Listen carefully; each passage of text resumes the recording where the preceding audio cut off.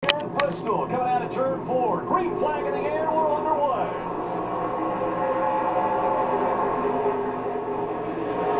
A great start for Elliott Sadler. He shoots out in front of the 8 of Nelson P.K. Jr. Right behind him, here comes Brendan Gaughan in the 62. He'll take second away.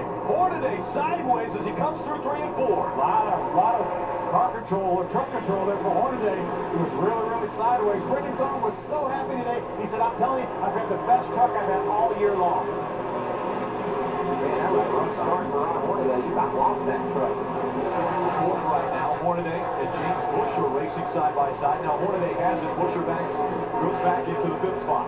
How about the 18 truck and the 2 truck side by side? That's the storyline coming in here. Which one of these cats could win and continue their win streak? Well, right now they're side by side, but they're not inside the top 10 or top 5. Just outside of the top 5. Kyle Busch stays on the bottom of the racetrack. Kevin Harvick up top with the number 2. Again, those two racing door to door. Kevin Harvick doesn't have to question Ron's commitment, does he? He was dead sideways, and Kevin was the truck right on the tailgate. Things happen quickly here. 200 laps already on our 5th lap. These two stay side by side, still racing for position. It's for the 6th spot. Harvick has it, Busch wants it. And remember, with it was Timothy Peters making his way from the back of the pack, had to go to the back because of losing that primary truck in practice. The progressive banking here, you don't automatically have to be on the bottom of the racetrack. The outside works well too.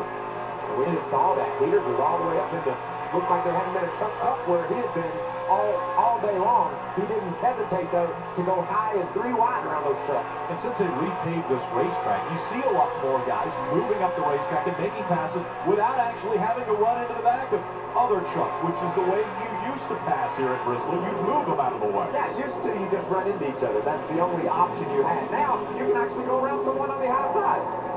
As a matter of fact, a lot of times the bottom of the racetrack will get a little bit slick because of all the trucks down there, and the outside group will become the primary group. These two finally sorted it out. Harvick pulled ahead of Busch, and those two will set their sights on the top 5. Patience is a word we use a lot in racing, especially on a short track. You have to have patience to be able to move up toward the front. But in a situation like this, with Elliott Sadler having such a good race truck, the last time he started on the pole, he won that race.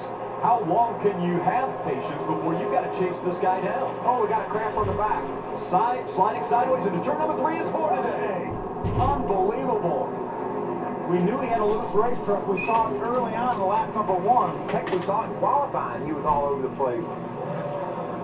Front end damage to the 33 of Hornaday. The meatballs not holding up as well on the front, the hood of that truck. They're running in the 4th spot when this incident occurred. It's perfectly cooked, though. Yeah, a lot of damage to that truck. It's going to be right in front. Right in front of the car.